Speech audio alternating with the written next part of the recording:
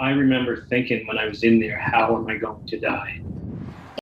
And Greg was in the hall here with the evacuee guy, and I remember just going down the side of the truck bays here beside the trucks, beside the truck that got all shot up, and had just gone into our radio communication room. And the EMO guy, I heard the shots. I was at the front of the hall. I heard the shots, and the EMO guy come barreling in the door with, he was yelling something like shots fired or several times. At that time, we all took running, ran into another room, and we started flipping tables over. Me and Bill was, well, we spent a lot of time flipping tables because quite a few tables we had set up at that day, and it wasn't long after there was a lot of banging on one of our doors, side doors, where the room we was in. And I think that more or less was the worst part of my feeling, because I thought he was going to get in the door and that's it. I'd say he probably banged on it at least 4 or 5 times in hard bangs. Never once it was RCMP or whatever. There was no name. Nobody said anything, and it was kind of a scary moment for all 4 of us in there, I guess. But it was probably the absolute worst moment of my life. I think on that day, we were terrorized for 1 hour by the RCMP in the middle of the worst mass shooting in Canadian history, in the middle of a pandemic. What could be worse than that? I mean, losing a family member. I mean, they put us through hell, I'm going to say the word, that day, and I think we needed an explanation. It should have been done months ago. The acknowledgement that they've done something wrong, in my opinion, is the fact that they've paid for all the damage. No one died in Onslow that morning. No one was physically hurt. But people living in the neighborhood and the men who were at the fire hall that day lived through a trauma too. I remember thinking when I was in there, how am I going to die? Is it going to be fast? Is it, we're going to see this person? Am I going to lay bleeding on the floor? I remember thinking that to myself in there, like, how am I going to die here? Because I assumed I was going to. Greg and Daryl have felt isolated since this happened. They have each other to lean on and their partners, but they said other supports have been lacking. They both tried talking with counselors appointed through the volunteer fire service. I couldn't get everything out like I wanted to get out, like on a talk session. Like we did it on phone because of COVID.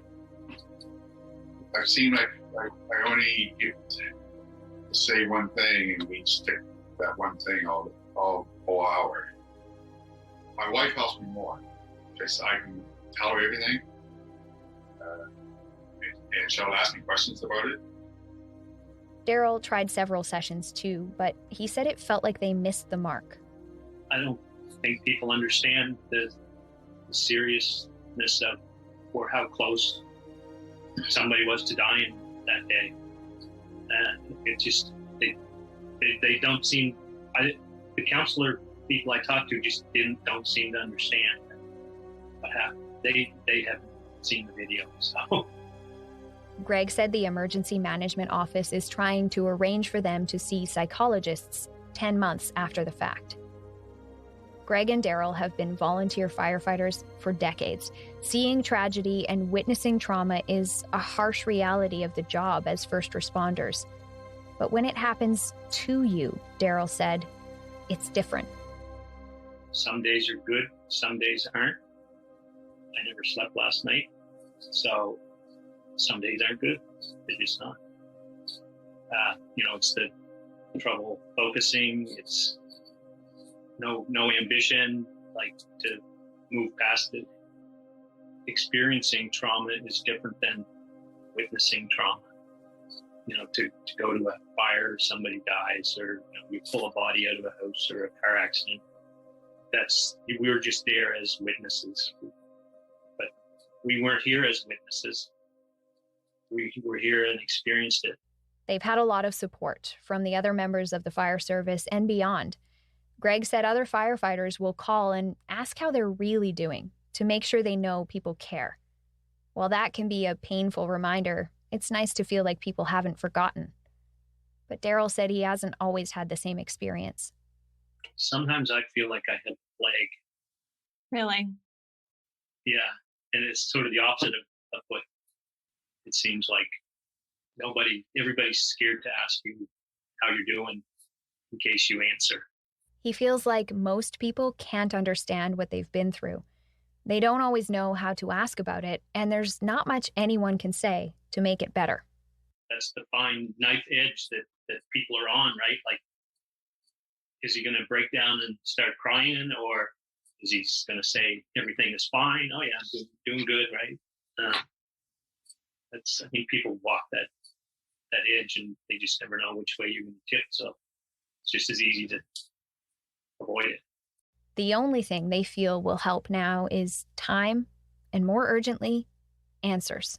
I mean, they put us through hell, I'm going to say the word, that day, and I think we need an explanation. And it should have been done months ago. Like, I think they should have come here and met with us and give us a reason what happened that day. It made us feel a little bit better, but as of right now, I don't feel any better than I did when this happens. Coming back to the fire hall brings back these memories. This used to be my second home, and I kind of trying to isn't right now. Like, well, I shouldn't say it isn't right now, but I don't feel it is, because I used to live here one time. I mean, back and forth every day. And it's just not the same. It don't feel the same. I thought this was a safe zone. I mean, fire halls are safe zones for us. I mean, I think this place is a safe zone for anybody that comes there. And if I didn't know this was going on, I don't know if I would have opened the hall.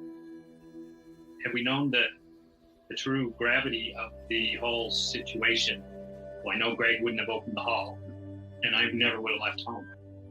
The trauma doesn't just go away because the rest of the world has moved on. The fire hall itself is pretty much patched up. From the outside, it looks like things are back to normal, even if it doesn't feel that way.